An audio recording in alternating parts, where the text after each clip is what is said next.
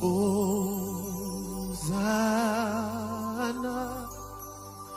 au plus haut des cieux, que notre roi soit. Bienvenue sur le plateau SPS Sauver pour sauver. Nous vous présentons le thème de notre émission Suivre Jésus et abandonner le péché. La Bible nous dit nous avons plusieurs péchés. Nous avons le vol, nous avons la masturbation, nous avons la fornication. Et sur les plateaux, nous avons aussi deux intervenants qui vont nous parler sur les conséquences du péché et qui vont nous dire aussi qu'est-ce que nous devons faire pour pouvoir abandonner ces péchés. Comme je vous l'avais dit, nous avons deux intervenants sur le plateau. À ma gauche, nous avons notre frère Calais. À ma droite, nous avons notre frère Noël. Ils vont essayer un peu de nous parler sur les péchés et ses conséquences et beaucoup de choses. Frère Noël, pourriez-vous nous dire ce que dit la Bible par rapport au péché? Avant de vous répondre, j'aimerais qu'on lise ces textes bibliques. Ma Bible, on te le dit, tous ont péché et sont privés de la gloire de Dieu. Le péché, en fait, je vais dire, c'est la transgression de la loi. Donc, si une personne ne respecte pas la loi qui était établie par Dieu, il a péché. Peu importe sa forme, avant qu'on puisse aller plus loin de parler de la forme du péché, mais nous devons savoir que la Bible, on te le dit, tous ont péché et sont privés de la gloire de Dieu. Donc, de nature, on était saints dans la présence de Dieu. Mais quand l'homme, le premier homme, Adam, lorsqu'il avait péché, en réalité, la communion, il a perdu la communion. Si je pourrais mieux expliquer, le péché, c'est la transgression de la loi. En fait, il vient de dire qu'en fait, à cause du péché d'Adam, nous sommes séparés de la gloire de Dieu et nous ne pouvons plus vivre ce que Dieu avait prévu pour nous. Mais frère Calais, dites-nous un peu, comment est-ce que l'homme doit faire pour ne pas tomber dans le péché? Nous voulons savoir si, qu'est-ce qu'on doit faire réellement pour que nous ne puissions pas commettre le péché. Déjà, avec le texte biblique, oui. Et l'amour consiste à marcher selon ses commandements. C'est là les commandements dans lesquels vous devez marcher comme vous l'avez appris dès le commencement. Alors, ce qui revient à dire là est que pour éviter le péché, il faut marcher selon les commandements de Dieu. Il faut marcher selon les voies de Dieu. Alors, on ne peut marcher selon les voies de Dieu seulement la personne qui a été née de nouveau. Une personne qui est née de nouveau, une personne qui se reconnaît fils de Dieu et qui a le Saint-Esprit par la grâce de Dieu et arrivera à ne pas commettre le péché. Nous devons savoir, au-delà du péché, le péché est attaché à notre nature pécheresse, en fait, si je peux dire comme ça. Le péché est attaché directement et lié à notre corps. Or, ce qui est très important, au fur et à mesure que nous sommes en train de marcher selon la loi, comme mon frère a dit, mais je pourrais rajouter qu'on marche aussi selon l'esprit, en fait qu'on ne puisse pas tomber dans les règles du péché. Donc c'est ça ce que je pourrais ajouter par rapport à la question que tu as posée, mon frère Calais. Est-ce qu'une personne a besoin de l'aide d'une autre personne pour ne pas vivre dans le péché ou seul on peut s'en sortir? Voilà, merci. À ce qui concerne ta question, je pourrais te répondre. En réalité, je m'aurais dit, nous avons besoin d'une personne. Écoute ce que la Bible est en train de dire. Dans Jean chapitre 15, c'est Christ qui est en train de dire auprès de ses disciples, sans moi, vous ne pouvez rien faire. En réalité, par rapport à notre force, par rapport à notre compétence, on ne pourra pas surmonter le péché. Or, la personne que nous avons besoin pour ne pas vivre dans le péché, c'est le précieux Saint-Esprit. C'est le Dieu l'Esprit. Parce que si nous marchons selon l'Esprit de Dieu, on ne va pas tomber dans le péché. Oui, jamais je peux dire que le péché ne va pas venir. Le péché viendra. Mais ce qui est très important, à cause que nous vivons selon l'Esprit, on va surmonter tout le péché qui pourrait venir auprès de nous. C'est ça ce que je pourrais te dire par rapport à ta question que tu m'as posée. Merci pour la question. Ok, je voudrais un peu ajouter une petite idée par rapport à ce que le frère Noël vient de dire. Nous devons savoir une chose, c'est que nous, étant humains, nous sommes liés à la chair, bien sûr, comme le frère a dit. Mais une chose est vraie, est que la chair qui en nous est faible, mais c'est l'esprit qui est disposé. Maintenant, pour que l'homme n'arrive pas à accomplir la volonté de la chair, il faut que l'esprit domine la chair. C'est-à-dire qu'il faut que le Saint-Esprit dompte notre être afin que nous puissions montrer les fruits de l'esprit, les fruits dignes d'enfants de Dieu. Autre chose est que nous n'arriverons jamais à accomplir la volonté de Dieu par nos propres disciplines ou par notre propre force. Bien qu'il y ait le Saint-Esprit qui peut nous aider et aussi par la méditation de la parole de Dieu et aussi dans la crainte de Dieu que nous arriverons à changer notre être et aussi à accomplir la volonté de Dieu et à fuir le péché. Lorsque nous acceptons Christ dans nos vies, le Saint-Esprit vient directement habiter en nous. Juste, il ne faut pas que le Saint-Esprit qui est en nous soit triste, parce que c'est le péché qui le rend triste. Mais si nous avons besoin qu'on puisse échapper, qu'on ne puisse pas vivre dans le péché, nous devons que le Saint-Esprit qui est en nous soit actif. J'aime la parole de Dieu. L'apôtre Paul est en train de dire à son fils Timothée, Timothée, mon fils, ranime le flamme de l'esprit que tu avais reçu lors de l'imposition des mains. J'aimerais dire par rapport à ça que le Saint-Esprit qui est en nous, il faut que ce Saint-Esprit-là soit toujours continuel. Il faut ranimer le flamme de l'esprit. Et au fur et à mesure que le flamme de l'esprit est abondamment en nous, directement le péché n'aura pas l'accès dans nos vies. Donc c'est ça ce que je pourrais dire. Nous devons juste travailler en communion, être en bonne relation avec le Saint-Esprit. Mais il y a quelqu'un qui se demande, qui se dit je suis dans le péché. Cette personne se sent vraiment culpabilisée. Il est peut-être à la maison en train de nous suivre. Il se dit je vis dans une vie qui est vraiment pas conforme à la volonté de Dieu. Et puis déjà cette personne se dit je peux pas aller à l'église parce qu'on risquerait de me juger. À ce genre de personnes, qu'est-ce que vous pouvez dire?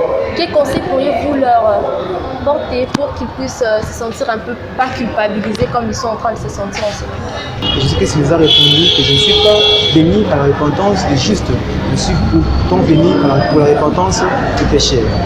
C'est comme si une personne est très sale et dit non, je suis tellement sale que je ne peux pas me laver.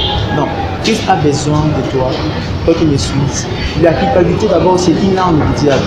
Le diable te culpabilise pour t'empêcher à la repentance. Voilà pourquoi même Adam, quand il a vengé, quand il a été conscient d'avoir péché au jardin d'Éden, ce qu'il avait amené en ce moment c'était la culpabilité. Il n'a même pas eu le courage de demander pardon à Dieu, ni lui ni elle, parce qu'ils étaient culpabilisés. Alors si peut-être qu'il pouvait demander pardon, Dieu pourrait aussi même le pardonner. Voilà pourquoi toi qui nous suis en ce moment, tu te poses trop de questions sur ta vie, moi je te rassure que Dieu pourra te pardonner. De la même manière que Dieu le Père a pardonné des fils prodigues qui avaient tant traîné hors de la maison, et lorsqu'il était revenu, il avait résolu de rentrer dans la maison de son Père lui a encore recueilli. Non pas comme un certain, mais comme son fils. Le mal chez nous, des fois, nous avons peur de ce que nous avons commis comme péché. Mais alors que Dieu, dans sa bonté, il ne pardonne pas par rapport à la quantité de nos péchés, mais plutôt par rapport à la richesse de sa bonté. Viens en Jésus, parce que là où le péché a abondé, la grâce de Dieu a si abondé. Venez à Jésus tel que vous êtes. Ne tenez pas compte de vos péchés, ne tenez pas compte de ce que les gens disent autour de vous. Non, les hommes, leur jugement n'a pas d'apport sur votre vie. Plutôt le jugement de Dieu. Craignez cela, car cela pourrait être fatal à votre vie. Et ainsi, notre frère Noël fera une prière pour vous qui aimeriez recevoir Jésus dans votre vie. Vous qui, après avoir suivi cette émission, vous êtes touchés et vous vous sentez prêt à donner votre vie à Jésus pour commencer une marche avec lui. J'aimerais qu'on dise une chose. Écoute, c'est que Apocalypse chapitre 3, le verset 20, la Bible en train de dire, voilà, je me tiens à la porte et je frappe. Si quelqu'un entend ma voix et ouvre la porte, j'entrerai chez lui, je soupirerai avec lui et lui avec moi. Le salut est gratos, mais on achète la bière. Ce qui est très important, l'offre du salut est à ta portée. Ce qui est très important là où tu es, il faut que tu ouvres seulement ton cœur. Christ est à ta portée. Christ t'attend que tu ouvres réellement ta porte, la porte de ton cœur. Ne te culpabilise pas. Peu importe le péché que tu as fait, peu importe sa grandeur, peu importe sa nature, Christ est là. Christ est là. Il était venu pour ce genre de personnes. Ah, je me rappelle dans ma Bible qu'il est en train de dire, si j'étais venu pour les gens qui sont normaux. Et j'aimerais qu'en ces moments, qu'on puisse incliner nos têtes à la prière. Là où tu es, ouvre seulement ton cœur. J'aimerais que ton cœur soit interfertile dans ses assises. Seigneur, je te rends grâce. Je te bénis, Seigneur Dieu, parce que tu es bon. Tu renouvelles tes bontés, Père. Tu renouvelles, Seigneur Dieu, ta grâce au sein de nos vies. Ta parole, on te le dit, approchez des trônes de grâce avec assurance pour que vous trouviez miséricorde et que vous ayez grâce. En priant, Seigneur Dieu, une personne, Seigneur Dieu, qui écoute, Seigneur Dieu, au Père, cette prière, là où il est, Seigneur Dieu, s'il ressent au fond de lui, qu'il donne sa vie à Jésus, Père, agrée, Seigneur Dieu, le désir de son cœur. Maintenant, Seigneur Dieu, qu'il vienne, Seigneur Dieu, auprès de toi, qu'il obtienne, Seigneur Dieu, sa miséricorde. Que ton sang précieux, Seigneur Dieu, que le sang précieux que tu as dit verser sur le monde du calvaire, Père, que ça puisse, Seigneur Dieu, libérer sa vie. Qu'il vienne encore auprès de toi. Qu'il vienne auprès de toi. Au nom de Jésus. Au nom de Jésus. Là où tu es, si tu es conscient que tu vas donner ta vie à Jésus, tu peux faire cette prière après moi. Parle après moi, Seigneur Jésus. Je reconnais au fond de mon cœur que je suis pécheur.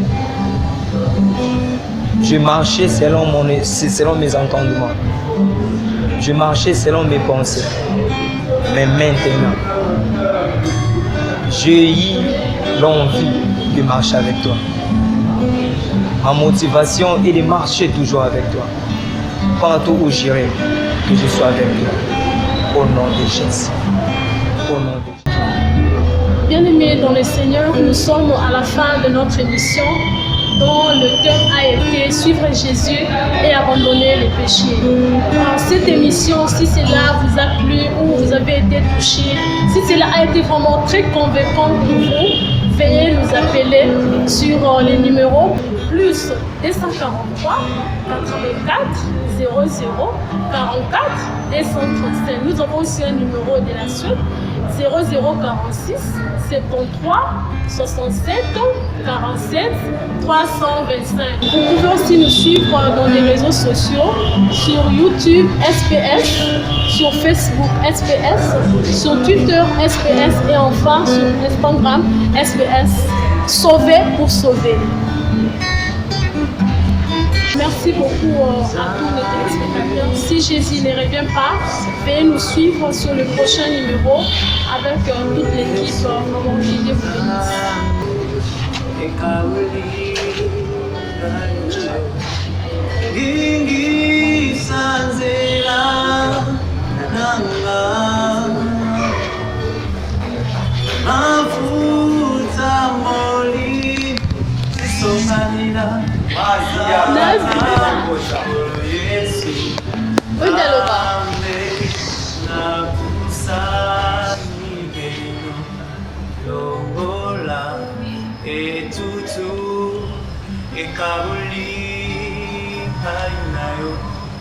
Ngingi sanzela nanga